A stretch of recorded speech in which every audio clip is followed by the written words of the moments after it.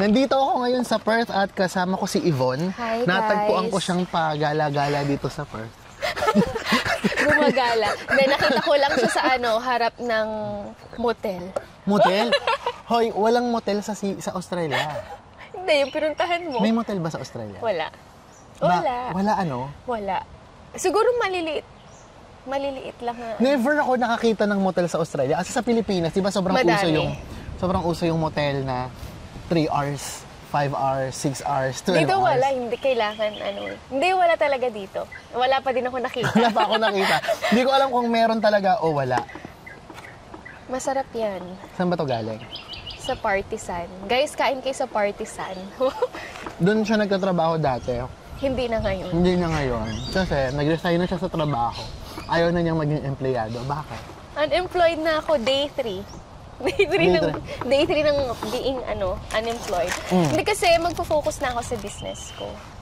Paano ba nagsimula yung business mo na yan? Actually, Kasi nakita ko yan online. Pagdaka, biglang may negosyo na si Yvonne. So, paano kung naging posible na yung isang estudyante noon, kakayaya mo, biglang nagkaroon ng isang negosyo sa Australia? Actually, side hustle lang talaga siya. Nung unang post ko yun, weekends lang dapat. Hindi ko in-expect yung demand. So, biglang pagka-post ko, parang wala pang isang oras, ang daming nag-book. Tapos na-overwhelm ako kasi weekends lang wala akong cleaners, wala akong panlinis. Tapos, merong nag-book sa akin ngayon na worth 2,500 na clean. Kasi 6x3 yun. Tapos sabi ko sa partner ko, Bobby, may nag-book ganito, ganyan. Tapos nag-send ako ng quotation. Tapos na-approve ng real estate niya. That's when that time na sineryoso ko na siya. Tapos, bumili ako ng equipment. Imagine mo, wala akong kahit walis tambo lang yung meron kami. Yun yung nasa picture ko, diba? Kasi kaka-post ko lang eh. Tapos biglang may nakakita ng post ko, binook niya ako. Tapos tinanong niya, ilan ang cleaners mo? Nagbulataw ako. I have 7 cleaners. Tapos, kinuha niya kami. Tapos, ayun, doon na nag-start. Sineryoso ko na siya. And then, 40 days ng cleaning business ko, overwhelming. As in, madaming may mga mistakes, may mga lapses, may mga na-miss. Pero hindi ko in-expect yung kinita ko nung 40 days. Tapos, bumalik ako ng work. Kasi nag-leave ako ng 1 month eh. Pagbalik ko ng work, napabayaan ko. Though ongoing pa rin siya yung pasok ng pera, may naglilinis, nag-hire ako ng mga cleaners, napabayaan ko siya. That's when the time na sabi ko, magre-resign ako, it's now or never. Parang this is the time. Sabi kong ganun, na hindi na mauulit to eh. Makakabalik naman ako anytime sa pag-childcare o kaya balik ako sa restaurant. Pwede akong bumalik anytime sa work na gusto ko. Pero itong business na to, hindi ko alam kung mababalikan ko pa in the near future or in the future. Kaya sabi ko, sige, i-risk ko. Nag-resign ako. Pero yung thought lang na sobrang hilig ko maglinis. Grabe. Sa isang araw, 4 na beses ako nagmamap sa bahay. Kahit gaano kapagod. Seryoso ako. Tanong mo sila, alas 2, nag-iis ako ng Pero normal ka naman. Normal naman ako. Hindi, tanong mo, yung pinsan ko, Sorry, okay. Oo, 4 na beses kang nagmamap sa isang araw, alas 2. Umaga, hapon? Umaga, di ka sure. Umaga. Pero normal ka? Parang hindi. Kasi, yung pinsan ko, yung kapatid ko, yung partner ko, pinapastop talaga nila ako na huwag ka nang maglinis ba. Kasi kapag naglinis na ako, ewan ko, pero nakasimangot ako. Pero seryoso na ako nun. Ibig sabihin, game on na. Huwag nyo na akong kausapin, pumasok kayo sa mga kwarto nyo, maglilinis ako. Tapos, magiging okay lang yung pakiramdam ko pagkatapos ko maglinis. Palalabasin ko na sila ng kwarto. Pero kasi, iba yung naglilinis ka ng sarili mong bahay, sarili mong unit, sarili mong apartment, sa maglilinis ka ng bahay ng iba o unit ng iba. Ngayon, kinuwento mo sa akin nung nagsimula kang nag-post. Ngayon, balikan ko yung bago yon. Bago ka magsimulang mag-post, saan nanggaling yung idea na subukan ko kayang mag-cleaning business? Saan yun nanggaling? Nagtrabaho ka ba as cleaner noon? Saan nanggaling yun? First job ko dito sa dito sa Perth, ako, room attendant sa Crown. Tapos, di ba naglilinis ng mga rooms sa hotel, ganon. Pero di ako nagtagal doon. Sabi ko nga sa'yo, sobrang hilig ko maglinis. Therapeutic siya sa akin. Sabi ko, bakit kaya hindi na lang ako mag-open ng business na mahal ko yung ginagawa ko? Naisip ko agad, cleaning. Tapos, nanonood kami ng partner ko, yung kay nakalimutan ko yung pangalan niya eh. Movie yon. Tapos, kung ano yung hawak ko sa photo ng cleaning business ko, kinuha ko lang sa movie na yon. Lahat, pati yung tagline, lahat, kinuha ko lang sa movie na yon. Sabi ko, this is the sign. Tapos, nag-open na kami. Tapos, nagpa-open ako ng ABN ko nang walang nakakaalam. Yung partner ko lang. Nagulat na lang yung mama ko, yung mga pamilya ko sa Pilipinas. Yung kapatid ko, si Japet, yung pinsan ko, hindi nila alam. Nagulat na lang din sila na nag-open ako. Ako din, nagulat na lang din ako, in-open ko bigla. Parang, nagdesisyon ako na hindi ko pinag-isipan. Parang... Okay. And then, pinagpalit mo yon sa trabahong meron ka. Kasi pumunta ka dito, initially, nag-aral ka, sa pagkakaalam ko, nag-aral ka ng early childhood. Tapos, nagtrabaho ka sa childcare. And then, ikaw ay teacher sa Pilipinas. So, hindi siya malayo. Pero malayo siya sa pagiging cleaner. Malayo. Parang, bakit mo pinagpalit yung pagiging cleaner? Yes, kasi at the moment, before ako nag-resign, assistant center manager na ako ng childcare. Actually, kaka-promote ko lang. Tapos, bigla akong nag-open ng cleaning business. Nakita ko ngayon yung sahod ng childcare, tapos yung kinikita ko sa cleaning business. Sabi ko, kung itong cleaning business pababayaan ko, hindi ko alam kung, alam mo yung hindi niya masasagot yung what if ko. Yung sa childcare, sabi ko, mababalikan ko yan anytime eh. Kasi nag-resign ako, hindi nila tinanggap yung resignation ko. Ang sabi sa akin ng area manager ko, pag-isipan mo ng mabuti, kung gusto mo mag-casual ka, sabi niya, ika-casual kita every time na kailangan namin ng tao sa management. Halimbawa sa Basewater, walang nagbakasyon yung manager, kailangan ko ng assistant center manager, papapuntahin ako doon. Parang on-call, pero nasa management ako. So, sabi ko, sige, gano'n na lang gagawin ko. Tapos sabi niya, anytime na gusto mo nang bumalik, kasi sabi niya, hindi naman araw-araw Pasko sa business. Kung gusto mo nang bumalik, andito pa rin kami. So, kinip ako as casual. And then today, dapat papasok ako. Kasi wala yung manager ko. Pero sabi ko, syempre kakaano ko pa lang eh. Parang third day na nag-resign ako talaga. Tapos pinapabalik ako agad. Sabi ko, bigyan niyo muna ako ng 1 week. Ano bang naging proseso ng pagbuo ng isang negosyo, ng isang small business ba ito, o ng sole proprietor business? Paano yung proseso nun? Kasi we don't know, like a lot of students in Australia, hindi namin alam o hindi nila alam paano nagsisimula yan. Kasi ang alam naming lahat, o ang alam ng nakakarami ay kung paano mag-apply ng trabaho para maging empleyado, sumweldo, magkapera.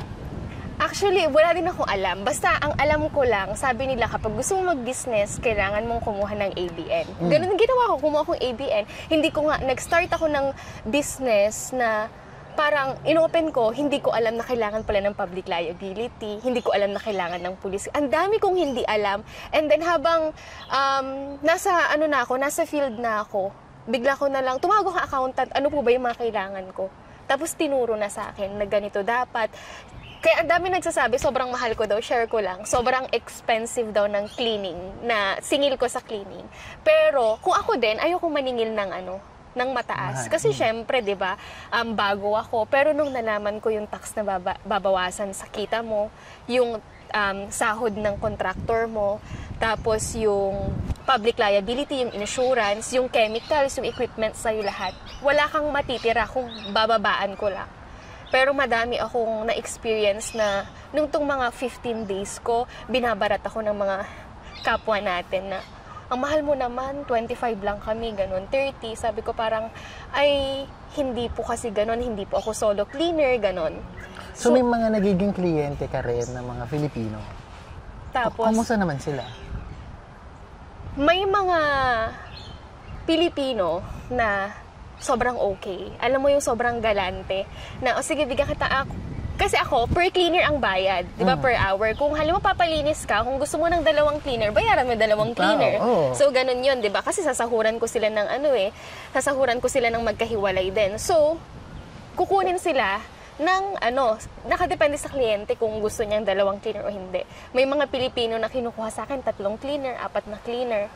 Pero, meron talagang hindi ko market na Pilipino na ang mahal mo, binabarat nila ako, tapos nagrereklamo sila sa mga clean. Ano mo yung so madami silang reklamo talaga na ginawa naman yung best, ganon, pero may mga ganon pala talaga. Kasi siguro, ewan ko, benefit of the doubt, ang mga Pilipino kasi tayo, mitikuloso talaga. Yes. Lalo sa paglilinis. Kasi nakalikha na natin, nung bata tayo, habang lumalaki tayo sa bahay, naglilinis talaga sa bahay. So, baka may pagka ganon yung mga Pilipino. Pero hindi rin natin alam kasi minsan may mga kababayan din tayo na nagtitake for granted sa mga kababayan natin. That's true. Na mga nagsisimula at sa mga kababayan natin na bago.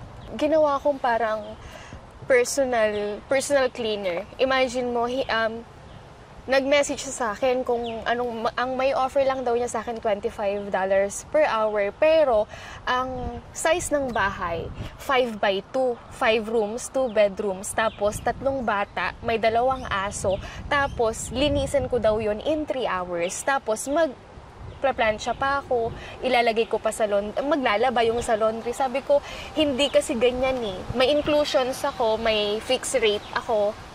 Pero yung, alam mo yun, so, ang kailangan niya ay kasambahay. Kasambahay. Yung mga ganun, parang sabi ko, ano ba? Minsan, na-offend din ako na sasabihan nila ng ang baba-baba ng rate mo. Pero yung, kung ano yung dinidemand nila, hindi ko na, alam mo yun, na hindi dapat. Kasi, ewan ko, dito naman tayo sa Australia, dapat alam nila na nagbabayad ng tax, madami kang binabayaran kapag nag-business kasi talagang they're expecting na 20 an hour, 25 an hour. Sabi ko, hindi po ako cash job. Siguro kung sa iba, makukuha nyo yun, sa akin hindi. Kasi ngayon, nasa process na ako into transitioning na sa company. Magiging company na ako, yes. So, ganun na yun. Ilang staff ang meron ka as of the moment? At the moment, ilang contractors? Ang contractors na meron ako, actually, 16. 16? Yes, 16. Ano yun? Hindi naman palagi na 16 sa in a week. Pero, ang booking ko kasi, minsan, 6 sa isang araw. Saturday, Sunday, 6 sa isang araw. So, 12 na agad yon sa isang buong linggo. Kahit na quiet ako, halimbawa Monday to Friday. Pero yung Saturday, Sunday ko, sobrang dami. Sabay-sabay yon. Tapos, yung mga contractors naman, very understanding naman sila. Sila pa magre-request na Ate Yvonne, pa full week naman ako, ganon. So, binibigyan ko sila ng work talaga, ng job. Good thing is madaming nagbo-book. At saka it helps to mga kababayan natin. Yun nga sabi ko. Na naghahanap. Kasi yan yung mga simulang trabaho, I could say, di ba? Parang pagbago ka sa Australia, yan yung mga simulang trabahong mapapasukan mo. Cleaning, housekeeping, kitchen hand, di ba? Yan yung mga nagsimula tayo. Ako din. Nagsimula ang kahit sino siguro sa mga Filipino dito. Di ba? Dishi, cleaner, mga ganyan ng mga naging start natin. Pero kasi, yun yung malaking tulong. Kasi that's your stepping stone to achieve something para makuha mo yung gusto mo. Okay. Ngayon, mabalik tayo. So, nakwento mo na yung kwento ng negosyo. Nagsisimula ka. So, ang gusto kong malaman ngayon is yung kwento mo naman sa pagpunta mo ng Australia. Bakit ka nagpunta ng Australia? To be honest, wala akong balak kasi nga nag-caregiver ako eh. Ano yun? NC2 sa Pilipinas kasi nag-IELTS na din ako papuntang Canada. Pupunta dapat ako ng Canada. Yes, Canada. Kasi nandun yung tita ko. Tapos kinukuha niya ako kasi gusto kong i-sponsor nung amo niya. Kaso, yung best friend ko nandito sa Perth, kadarating lang din niya nun. Siguro mga mag-iisang taon na siya. Dapat sabay kaming pupunta pero hindi ako pinapayagan ng mama ko kasi weakling ako. Hindi ako marunong mag-commute. Yung bahay namin harap lang ng school. Yung LM High School. So, hindi mo ako i-expect na kahit mag-tricycle na papunta sa ganon. Jeep, ganon. Nagko-commute ako pero dapat may kasama ako. So, weakling ako. Hindi ako lumalabas ng bahay. Wala akong kaibigan. Weakling pala tawag doon. Yes, weakling. Okay. Sobrang weak ko. Tapos, sabi ko, sarili ko, kung yung ibang tao kaya, ako pa kaya. Yun yung sinabi ko sa sarili ko. Tapos sabi ko, pandemic nun eh. Sabi ko, mama, sige na, gusto ko. Gusto ko ng mag-Australia, gusto kong itry. January yon after ng birthday ko. Tapos, pre-nases. Nung time na yon pandemic, so mabagal, di ba? Parang close ang WA. Na-approve ako July. Tapos, nung pagka-approve ko ng July, biglang, aalis na ako, ganon. Kasi nag-open na. Doon ako nag-Sydney. Pero yung naging reason kung bakit talaga ako pumunta, gusto ko lang, hindi ko alam kung sobrang weird. Pero 'di ba, kapag galing ka sa mahirap, gusto ko lang magkaroon ng picture na nasa snow, 'di ba? Okay. Totoo 'yun. Nakapag-abroad ka. Nakapag-abroad ka, yung parang namamasyal ka. Totoo. Kasi nga, iba, pangarap, bata, yun din ang pangarap ko dati, parang makapag-abroad. Kasi yung mga kapitbahay nating nakapag-abroad. Di ba? Ang ganda na naging buhay nila. Ako din gusto ko mag-abroad. Gusto ko mag-wear ng boots. Tapos, sobrang simple ng pangarap ko lang noon na gusto kong pumunta sa ibang bansa. Parang ang yaman-yaman mo kasing tingnan kapag nasa abroad ka. Umamin ka. Totoo, di ba? Kasi, naalala ko, nag-aaral ako high school, ganyan. Yung mga kaklase ko naka-iPhone. Diba? Kasi bago iPhone na, lahat yun yung mga magulang nasa abroad. Yes. So parang iba talaga yung mindset. Parang ang pananaw ko talaga, pag nasa abroad ka, mayaman ka. Yung kapitbahay namin nakapagpa-renovate ng bahay kasi yung anak nasa abroad. So diba? pag nag-abroad ako, iba yung yayaman ako. Yun din. Or feeling ko, ang yaman ko. Yun din. Tapos ang hirap ng buhay. Sabi ko, mahirap yung buhay. Broken family kami. Tapos nurse si mama ko, tapos nagre-renta kami ng bahay, tapos may kapatid ako na nag-aaral ng college. Ako naman noon, teacher na ako, public school teacher na. Tapos nag-aaral ako ng law that time. Nung nag-decide ako na pumunta dito, in-stop ko, and then nag-process ako ng sabi ko, parang sa cleaning din, parang nag-decide na lang talaga. Pero main is yung hirap talaga ng buhay. Tapos yun, punta ako dito, akala ko maganda yung buhay. Hindi pala. Nameke yung mga kapitbahay natin. Scam pala.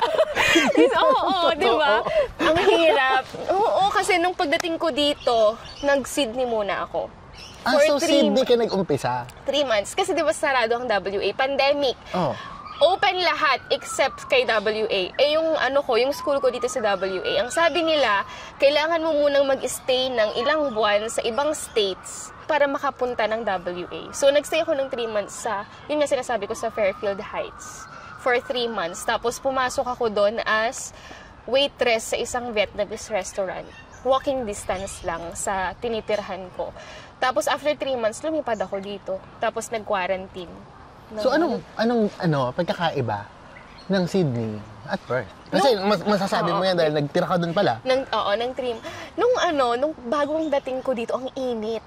Sobrang summer yun. Sobrang init. Tapos sa Sydney that time, maginaw pa, malamig pa. Ang bilis ko nakahanap ng trabaho doon. Pagdating ko after a day, na-hire na ako eh. Pero ang sahod ko that time, 150 pero magtatrabaho ng 10 hours. So 15 per hour. Vietnamese restaurant. Ano to? Cash to?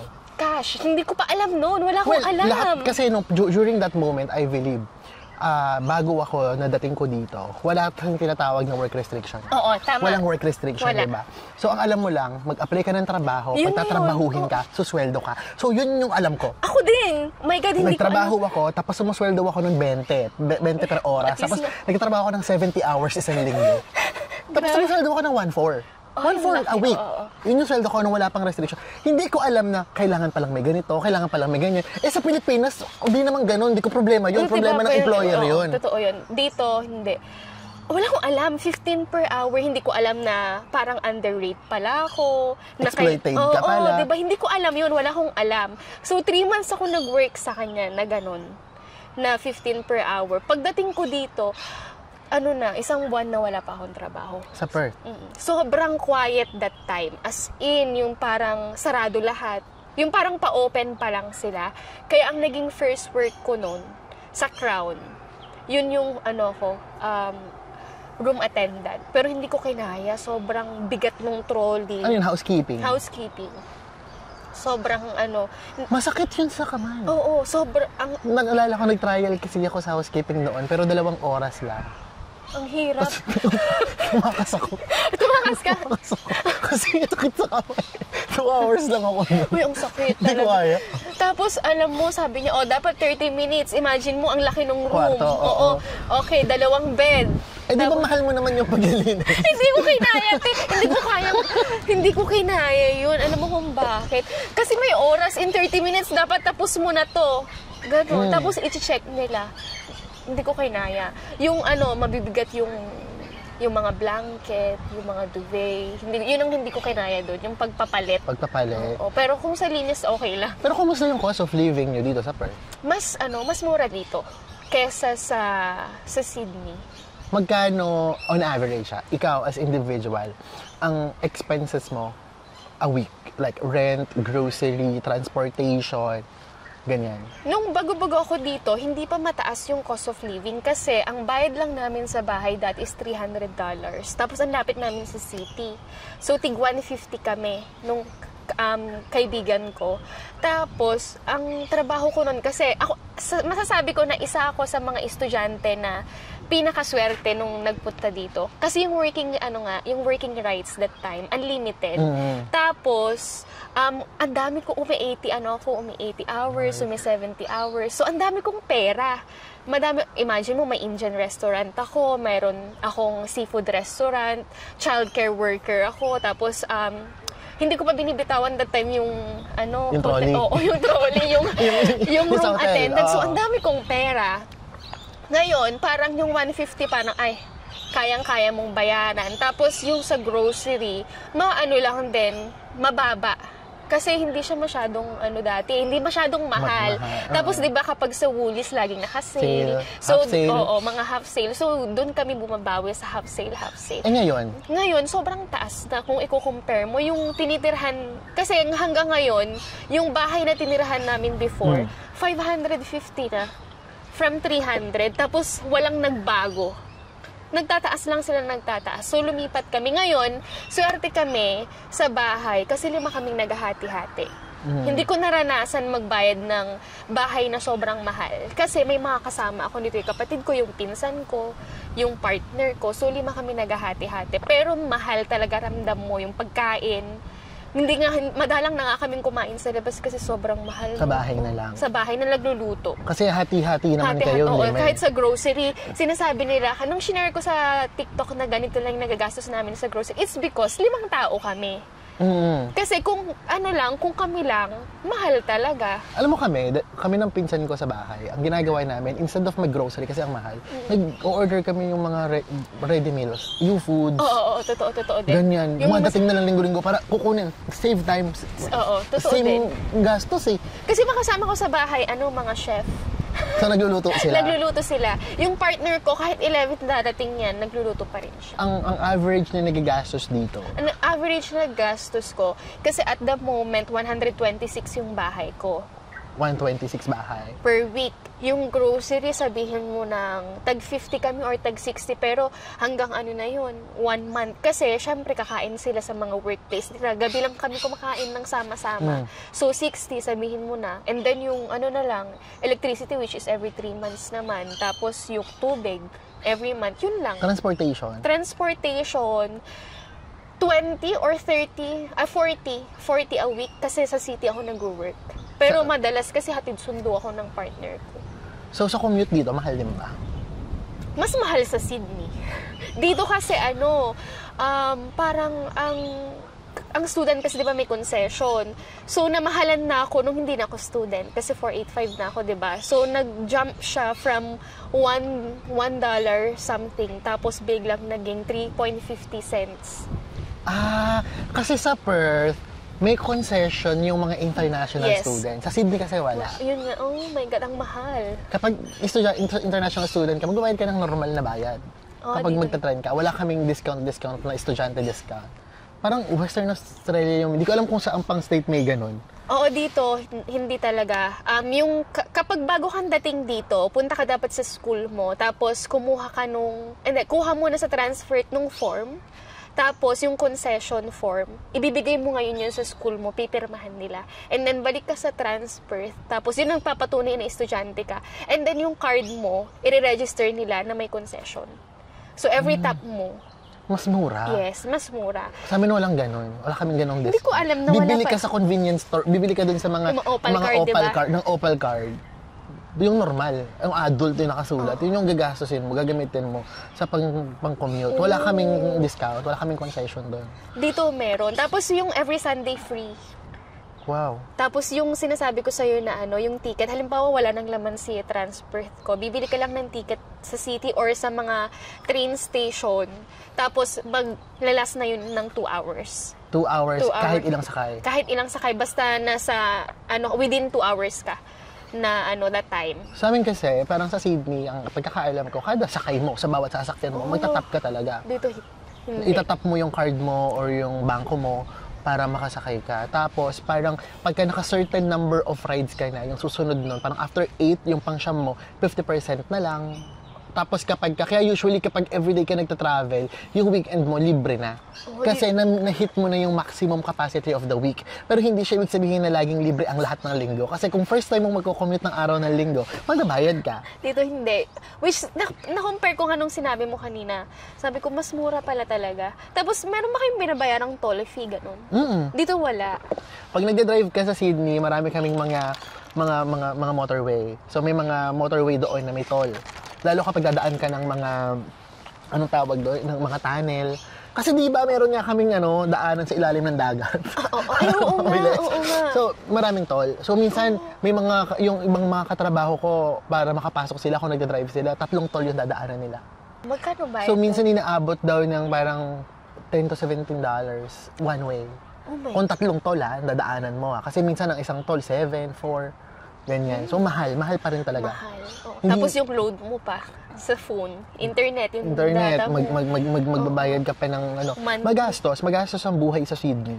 Hindi ko alam, pero comparably sa buhay dito, imagine yung binabayaran nyo sa bahay, magkano? 630. 630 for 3 bedroom. Yung sa amin, 2 bedroom unit, we were paying 575. Tapos, So, 2 tao kayo sa isang kwarto, halos Iba pa yung 300. Bukod pa yung bill mo ng kuryente. Bukod pa yung bill mo ng internet. Tapos yung mga gastos mo pa. So, masyadong mataas. Sabi ko nga, para mabuhay ka siguro ng convenience sa Sydney, kailangan sumasahod ka ng 700. as a student. As a student, hindi bababa ng 700, mabubuhay ka ng normal. As a student na nag-aaral ng vocational course. Oo. Kasi kung estudyante ka at nag-aaral ka ng bachelor's Tsaka course at gano'n lang masters. sinasahod mo, hindi ka makakabayad ng tuition, itaga mo sa bato. Grabe. Dito kasi, siguro kung hindi ko sila kasama, kung hindi kami 5, siguro hirap din kami. Hirap din ako in a way na magbabayad kami ng bahay, tapos malaki. Hindi ko kakayanin din siguro kasi oo, may sahod, pero syempre meron kang obligasyon sa Pilipinas, alam mo yun, tapos yung bills mo dito, baka hindi ko kayanin din. Kaya feeling ko swerte ako kasi 5 kami na magkakasama sa bahay, tapos nadi-divide lahat talaga ng bills, tapos sobrang baba. Yung may mga kahati ka sa mga bayarin kaysa solohin mo. Kasi sa amin, alam ko sa Sydney, ganun din. Parang usually, kung gusto mo makamura, titira ka sa isang room share.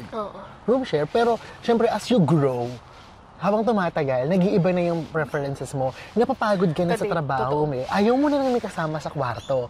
Parang, yun parang, kaya sabi na, tumataas yung sahod, nagmamahal din yung gastos. Kasi, nag-iiba na yung perception mo, nag-iiba na yung mga gusto mong gawin. Like before, kaya mo pa yung 3 kayo sa kwarto para makamura ka. Pero nung kumikita ka na ng okay, gusto mo na ng tamang pahinga. Of course, yung talagang well-being mo din yung Iisipin mo. Kasi yun yung puhunan mo dito Puhunan mo dito yung health, yung katawan mo, yung resistensya ng katawan mo para magkaroon ka ng buhay bukas. Kasi magtatrabaho ka. Kasi wala, kung nagkasakit ka, wala din.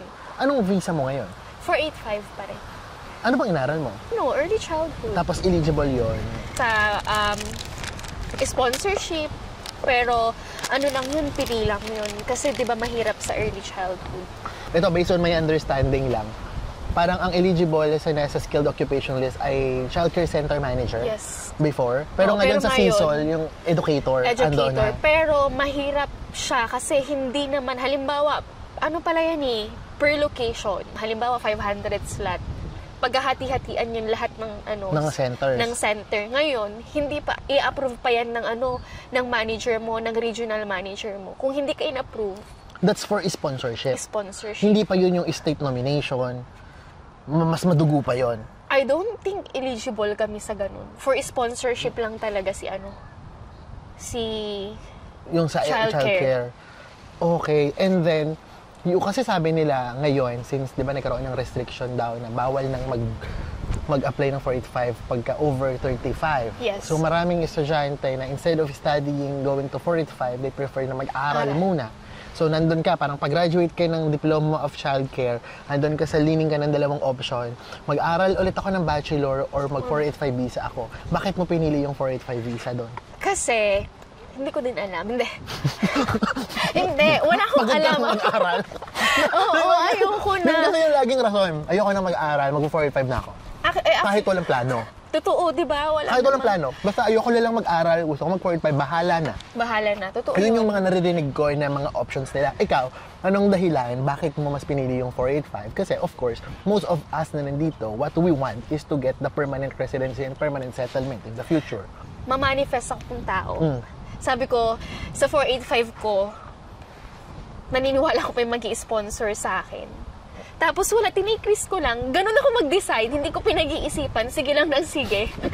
Okay. Tapos, hindi, kasi naman, may choice ako, may option ako. Kung hindi ako ma-sponsoran, mag-exam ako ng IELTS para maging teacher ako. Dito, teacher naman ako sa Pilipinas.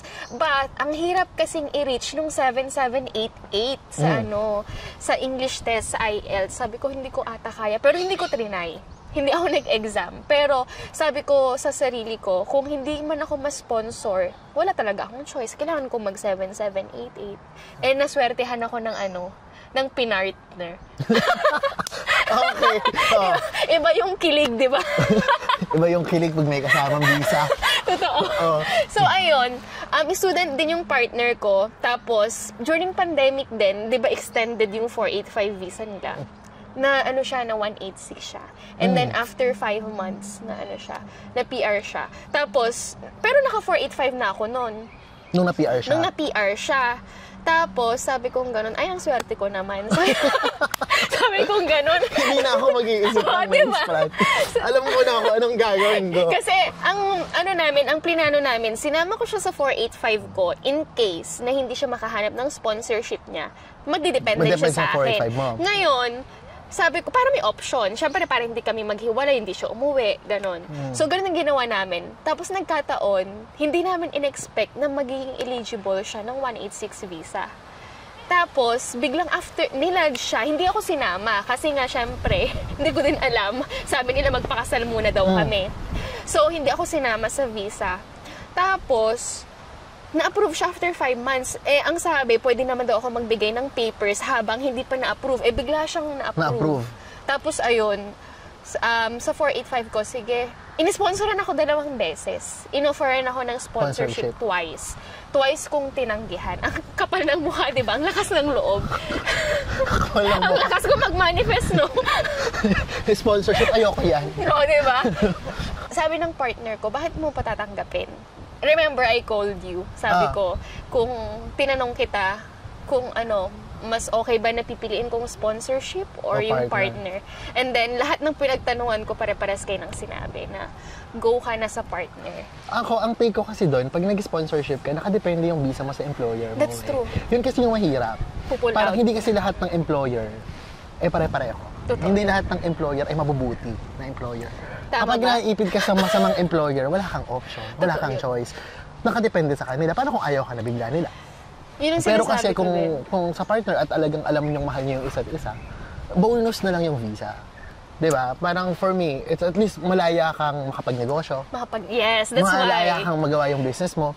Malaya kang magkaroon ng ibang source of income. Kasi pag sponsor ka, fix ka, yun ka lang. Yun ka lang. Totoo yun. Nandun ka lang. Hindi ka pwedeng, alam mo yun, kasi bawal eh.